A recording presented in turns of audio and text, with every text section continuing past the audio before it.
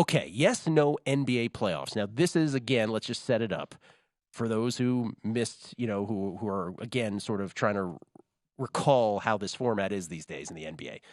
Top 6, Eastern Conference, Western Conference, you are a playoff team when the season ends here in a couple weeks. 5, 6, and 7 games left, respectively, for all the teams left. So if you finish in the top 6, you're in the playoffs. If you finish 7 through 10, you're in the play-in games. 7-8 winner in each conference becomes the 7th seed. 9-10 winner will play the 7-8 loser to determine who will be the 8th seed. It's only then that we know who the 8 playoff teams are. So we want to focus not on play-in markets today in betting, but the playoffs. So it's sort of a 2-tiered handicap where you got to figure out, okay, is this team going to get into the playoffs prior to the play-in tournament? Are they going to be a play-in team and then are going to have to get through the play-in, or are they going to miss the play-in entirely, kind of thing? And so, Kelley, you and I have not talked about where the value in this lies, but DraftKings has all of these up. Yes, no's to make the playoffs for all of these teams. But just generally speaking right now, how the standings shake out. In the Eastern Conference, there really is no drama in terms of 10-11. We kind of know that the only real drama is the Nets and the Heat currently. Like this could change if one team collapses and one team goes on a run. But basically, the Nets and the Heat determining who is going to be in the playoffs off the, from jump versus have to play it through the play-in. That's kind of the only drama.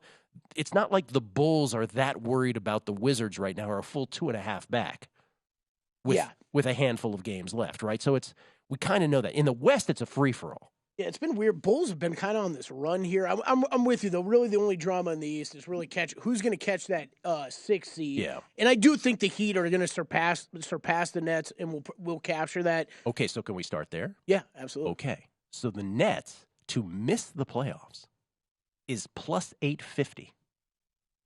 The Nets to miss the playoffs, plus 850. Now, part of that is they have the easy, when you do the whole aggregate winning percentage of the remaining opponents, I do believe they have the easiest remaining schedule in the National Basketball Association. They do.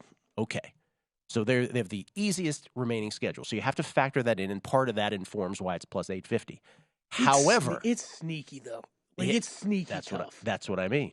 That's the thing. When you do aggregate now with so few games left, it kind of diminishes with each game passing by, because it's sort of like, well, you either win it or you don't. Right, exactly. Right? It's not like you can't really look at it broadly anymore in the same way that you could some games ago. So, okay, factoring in that they on paper have the easiest schedule remaining, haven't they lost 6 of 7? Is that right?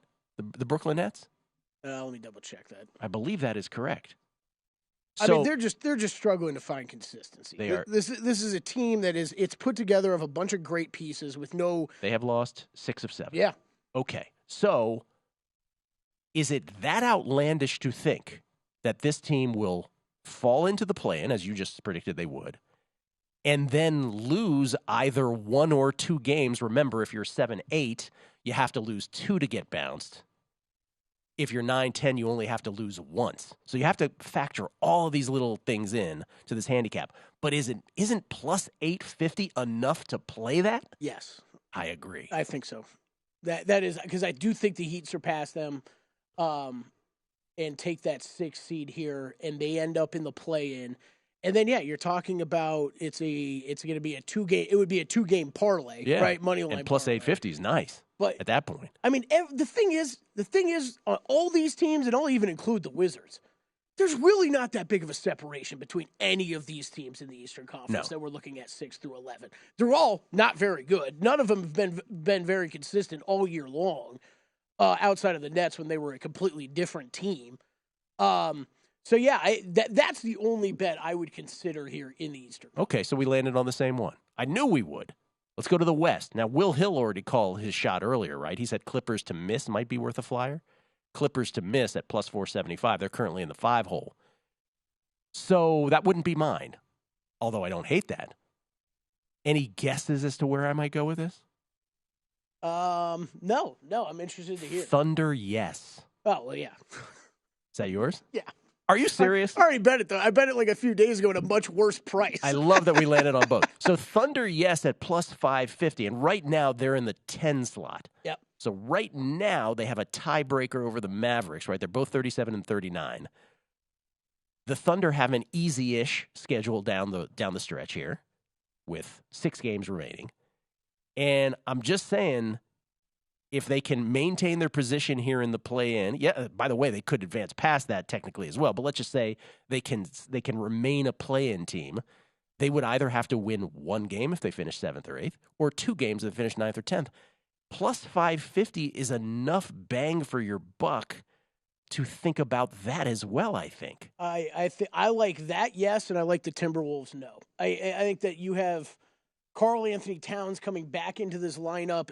They struggled to figure things out before he got injured with how it was all going to work with him and Gobert and Anthony Edwards on the court.